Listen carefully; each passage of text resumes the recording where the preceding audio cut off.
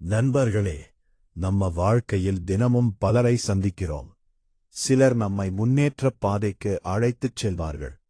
ஆனால் சிலர் தெரியாமலேயே நம்ம சிந்தனையையும் நம்பிக்கையையும் முன்னேற்றத்தையும் மெதுவாக பாதிக்க ஆரம்பித்து விடுவார்கள்.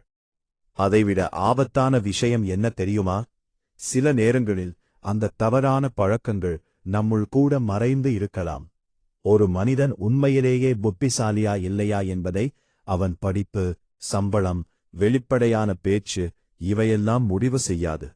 அவன் யோசிக்கும் முறை, புதிய விஷயங்களை ஏற்றுக்கொள்ளும் மனநிலை, தன்னுடைய தவறுகளை திருத்திக் கொள்ளும் திறன், இதுதான் உண்மையான அறிவின் அடையாளம்.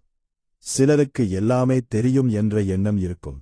ஆனால் ஆழமாக ஒரு விஷயத்தை கேட்டால் பதில் சொல்ல முடியாமல் கோபப்படுவார்கள். உண்மையில் அறிவுள்ளவர்கள் எனக்கு இதை பற்றி தெரியாது என்று சொல்ல தயங்க மாட்டார்கள். ஏனெனில் கற்றுக்கொள்வது அவமானம் இல்லை என்பதை அவர்கள் புரிந்திருப்பார்கள்.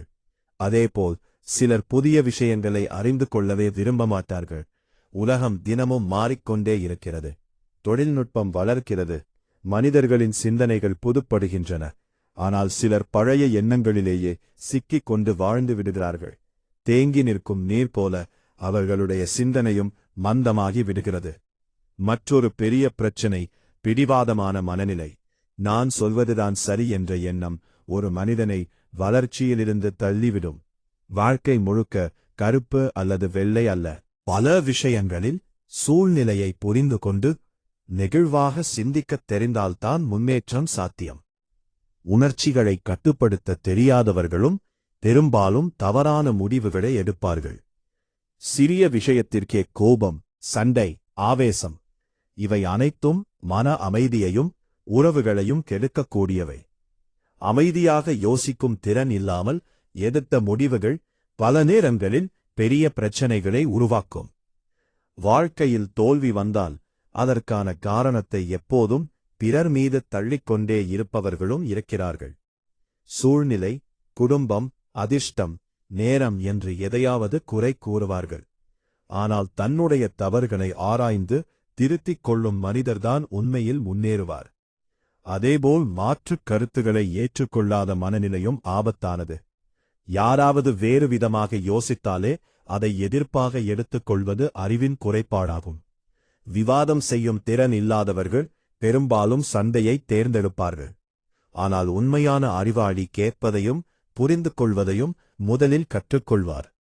இவற்றில் மிகப்பெரிய தடையாக இருப்பது ஈகோ. தப்பாக இருந்தாலும் ஒத்துக்கொள்ள மறுப்பது ஒரு மனிதனை அங்கேயே நிறுத்திவிடும். நான் தவறாக இருந்தேன் என்று சொல்லும் தைரியம் உள்ளவர்கள்தான் வாழ்க்கையில் உயர முடியும். தன்னைத்தானே திருத்திக் கொள்வோம் மனநிலை இல்லாமல் எந்த மாற்றமும் வராது. கடைசியாக ஒரு விஷயம் மட்டும் நினைவில் வைத்துக் கொள்ளுங்கள். உண்மையான அறிவு என்பது புத்தகத்தில் கிடைக்கும் மதிப்பெண்களிலும் பட்டங்களிலும் இல்லை. அது நம்முடைய சிந்தனை முறையில் இருக்கிறது.